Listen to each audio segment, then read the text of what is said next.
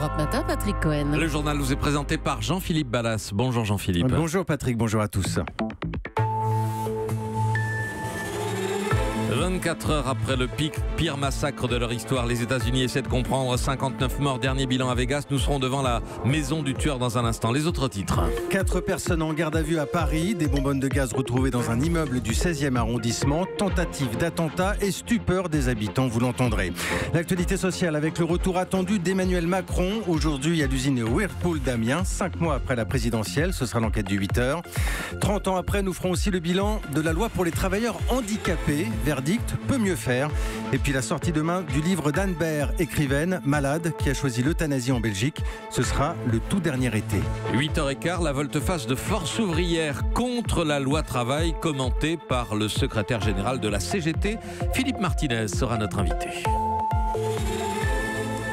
Et ce matin, l'Amérique se demande pourquoi. Pourquoi un retraité de 64 ans a tiré dans la foule à Las Vegas et perpétré la tuerie la plus meurtrière de l'histoire moderne des États-Unis. 59 morts, plus de 500 blessés, c'est le dernier bilan. L'homme s'appelait Stephen Paddock. Il s'est donné la mort dans sa chambre d'hôtel juste après la tragédie. Il vivait dans une banlieue tranquille et cossue pour seniors à Mesquite. Nous sommes là à une centaine de kilomètres de Las Vegas. C'est là où vous vous trouvez ce matin, Xavier Yvon.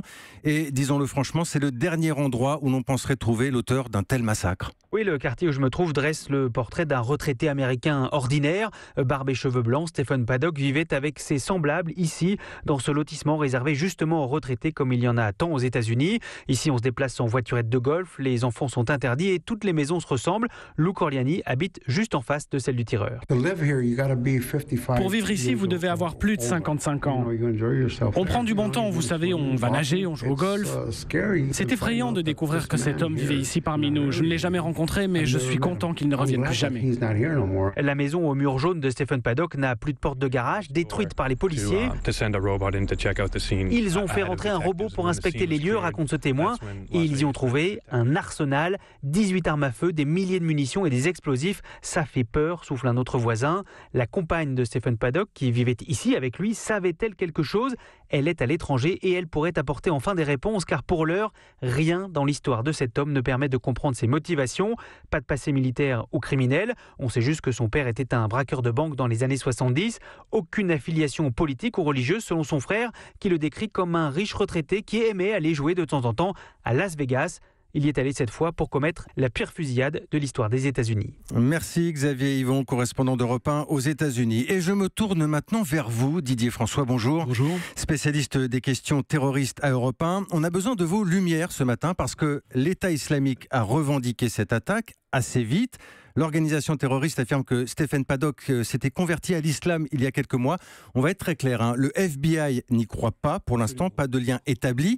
Est-ce que cette revendication, malgré tout, vous semble crédible ou est-ce que c'est tout simplement de l'opportunisme ? Alors, à ce stade, l'hypothèse la plus probable, clairement, c'est la revendication d'opportunité. On l'a bien entendu dans le témoignage de Xavier Yvon. C'est aujourd'hui là-dessus que travaillent les gens du FBI qui n'ont trouvé absolument aucune preuve matérielle, aucun fait concret qui viendrait soutenir la revendication de l'État islamique, même s'il va falloir maintenant exploiter les téléphones et les ordinateurs qui ont été trouvés pendant la perquisition. Didier François, il y a aussi Marseille et cet homme qui a poignardé à mort 2 jeunes femmes. J'en parle parce que là aussi, l'État islamique a revendiqué l'attaque et là aussi, les autorités sont très méfiantes. Oui, alors il a crié Allahu Akbar lors de son agression, mais enfin on peut parfaitement être et islamique et déséquilibré sans avoir un lien absolument direct avec Daesh.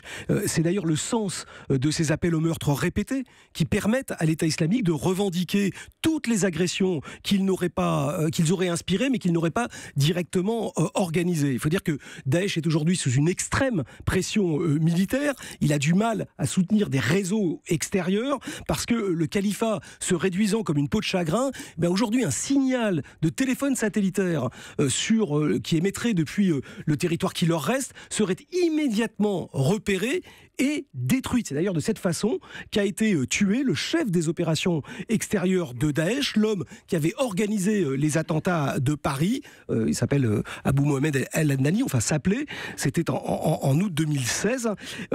C'était d'ailleurs le porte-parole de l'État islamique parce que justement les attentats sont une arme de propagande des terroristes. On peut donc comprendre pourquoi Daesh aujourd'hui a aussi désespérément besoin de s'approprier toutes les formes d'attentats meurtriers pour tenter de resserrer les rangs. Didier François, spécialiste des questions terroristes à Europe 1. Et puis je vous le disais dans les titres, 4 personnes en garde à vue à Paris, interrogées par les services antiterroristes. C'est l'ouverture d'une enquête après la découverte de plusieurs bonbonnes de gaz dans le hall d'un immeuble du 16e arrondissement. Il y en avait également sur le trottoir avec un système de mise à feu.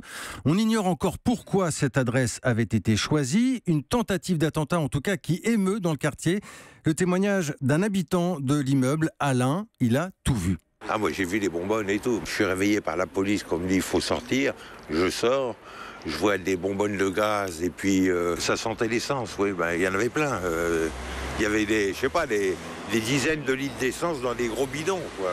Tout était arrosé d'essence partout, sur les tapis qui recouvrent les escaliers et tout. C'est un immeuble tranquille, il n'y a que des familles, des enfants, tout le monde est choqué. La mise n'a pas été faite, mais s'il y avait eu une allumette, mais alors tout sautait. Moi j'étais plus là. C'est pas drôle. Maintenant j'en ris, mais j'ai pas dormi pendant 3 jours. Un propos recueilli ce matin par Aude Vernuccio. Europe 1, 8h06. C'était il y a 30 ans, en 87, une loi pour les travailleurs handicapés. Oui, un texte qui devait ouvrir les portes en grand. À l'époque, l'objectif était d'avoir 6% de travailleurs handicapés dans les entreprises de plus de 20 salariés. 30 ans plus tard, on n'y est pas encore, c'est plutôt moitié moins, 3,3% d'après les derniers chiffres du ministère du Travail. Bref, il reste beaucoup à faire. Comme le dit un jeune homme que vous connaissez bien sur l'antenne d'Europe 1, c'est Joseph Chovanec, autiste, Asperger et chroniqueur dans les Carnets du Monde de Sophie Larmoyer. Parmi mes amis autistes, 99% sont sans emploi et sans la moindre perspective professionnelle. Alors même que ce sont des gens d'excellente qualité sur tous les niveaux. Tout reste à faire. Il faudrait que toutes les entreprises, toutes les administrations jouent le jeu. Par exemple, l'éducation nationale est dispensée du paiement pour non-respect du quota de 6%. Pourtant, c'est un très gros employeur. Beaucoup d'autres entreprises traînent des pieds. C'est un vrai défi de civilisation, pour ainsi dire. Voilà Joseph Chovanec et ses voyages en autistan, le nom de sa chronique. Sur Europe 1, il répondait à Caroline Philippe. On passe à l'économie. C'est la une du journal Les Échos ce matin.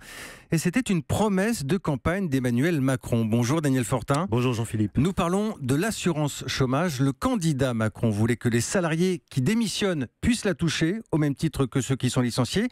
Il n'est pas sûr du tout que cette promesse soit tenue finalement. Oui, après le Code du travail, c'est l'autre grande réforme sociale du président Macron, créer donc une assurance chômage universelle étendue aux indépendants et aux salariés qui démissionnent. Le problème, c'est que le ministère du Travail a fait ses comptes et ça risque de coûter très cher, entre 8 et 14 milliards d'euros la première année et 3 à 5 milliards d'euros ensuite. Donc autant vous dire que cette facture a douché les ardeurs du gouvernement. Et ça veut dire, Daniel, que personne n'avait prévu un tel dérapage?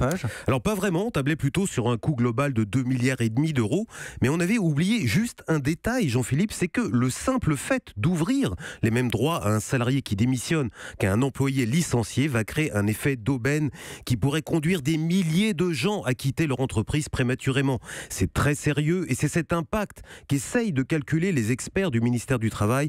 Pour l'instant, les chiffres sont inquiétants, suffisamment en tout cas pour que le gouvernement ait mis à l'étude un système d'indemnisation moins avantageux pour les démissionnaires, mais moins coûteux pour l'Unédic dont la dette, je le rappelle, approche les 40 milliards d'euros. La suite du journal, Jean-Philippe Ballas avec le retour annoncé d'Emmanuel Macron aujourd'hui à l'usine Whirlpool d'Amiens. Théâtre de tension, on s'en souvient avec Marine Le Pen, c'était l'entre-deux-tours de la présidentielle. 5 mois après, où en est-on? C'est l'enquête du 8h. Nous sommes en ligne avec Charles Carrasco. On avait laissé des salariés de Whirlpool en colère sous le coup d'une délocalisation en Pologne. Vous êtes donc retourné les voir et ça commence finalement par une bonne nouvelle puisqu'une solution a été trouvée. Oui, depuis mi-septembre, un repreneur a été trouvé et la multinationale américaine Whirlpool va laisser place à la société WM de Nicolas de Cailleux. Ah, je crois que nous avons un petit problème de ligne avec Amiens et Charles Carrasco pour son enquête du 8h. On va essayer de rétablir la ligne avec vous, Charles, et en attendant, on va continuer à dérouler le reste de l'actualité. Et avec un témoignage qui vous avait certainement ému, elle s'appelait Anne Baer, écrivaine, atteinte de la maladie de Charcot. Elle avait voulu choisir sa mort et a été euthanasiée hier en Belgique. Elle laisse un dernier livre, Le tout dernier été. Il sort demain aux éditions Fayard et Ève Roger l'a lu pour vous. C'est un livre aéré, léger, presque 17 petits chapitres de 2 ou 3 pages, des réflexions à la première personne d'une femme aussi déterminée que désespérée. Elle fait la liste des dernières fois, le dernier chèque rédigé dans la douleur parce que ses doigts ne répondent plus, le dernier trajet en voiture, les mains sur le volant qui n'arrivent plus à le tourner, ou alors les dernières cigarettes coincées entre 2 doigts crispés alors que ses bras ne peuvent plus les porter à sa bouche. Le récit démarre à l'annonce il y a 2 ans de la maladie, une barbarie, écrit-elle, et s'achève cet été avec le bureau qu'il faut vider pour éviter aux siens d'avoir à le faire après. Ce tout dernier été, c'est le temps qu'il faut pour apprivoiser l'idée du départ, sentir une dernière fois les lilas de son jardin, écouter le chant des oiseaux, tenter d'alléger la douleur de ceux qui restent, son mari, sa fille, ses amis. Et dans ces ultimes instants, ce sont ceux qu'elle appelle les passeurs, les médecins en Belgique, qui sauront lui apporter la douceur et l'écoute dont elle a besoin. Elle l'avait prédit avant de mourir, ils ne lâcheront pas ma main. Le tout dernier été, donc le dernier livre d'Anne Baer qui sort demain, c'était Ève Roger. On va retourner à Amiens avec les témoignages que Charles Carrasco a pu recueillir sur le site Whirlpool. Je vous disais qu'une solution avait été trouvée, un repreneur sur le site Whirlpool d'Amiens. Il s'appelle Nicolas Decailleux. Et on va écouter tout de suite la satisfaction, le soulagement après plusieurs mois d'angoisse de Thierry qui travaille sur les chaînes d'assemblage depuis 25 ans. On est déjà resté 25 ans, imaginez. Maintenant, il n'y a plus de boîte où on peut rester 25 ans. Vous savez, j'ai déjà connu des reclassements dans l'usine, donc j'ai fait le lave-linge, j'ai fait le sèche-linge, et puis maintenant, je ferai des boîtes réfrigérées plutôt. Déjà, on a une vision sur le futur, donc on aura un emploi en CDI en plus, donc franchement, top. Voilà, donc un soulagement, ça c'est pour le site d'Amiens, mais tout autour, évidemment, il y a aussi les intérimaires, les sous-traitants, c'est toute une activité parallèle. Alors eux, pour eux, la situation aujourd'hui est un petit peu différente, notamment pour la société Prima, 56 salariés qui fabriquent des pièces en plastique pour Whirlpool. Alors eux, ils n'ont pas de repreneur. Inquiétude également chez plusieurs intérimaires, entre 150 et 200 qui travaillent dans l'usine. Comme Christian, il est en colère et il n'ira pas saluer ce matin le président Macron. Il a le sentiment d'être un oublié de la reprise. On l'écoute. Il revient pour se mettre la victoire sur le dos, c'est tout. C'est un dégoût parce que plus ça vient, les gouvernements, pire c'est, quoi. On se sent, la classe ouvrière, on se sent vraiment traîner dans la boue, quoi. Alors que sans nous, la France, elle tourne pas, quoi. Voilà donc pour ces témoignages recueillis à Amiens par Charles Carrasco. On y reviendra dans un instant avec le numéro 1 de la CGT, Philippe Martinez, qui sera notre invité. Merci, c'était Jean-Philippe Ballas pour le journal.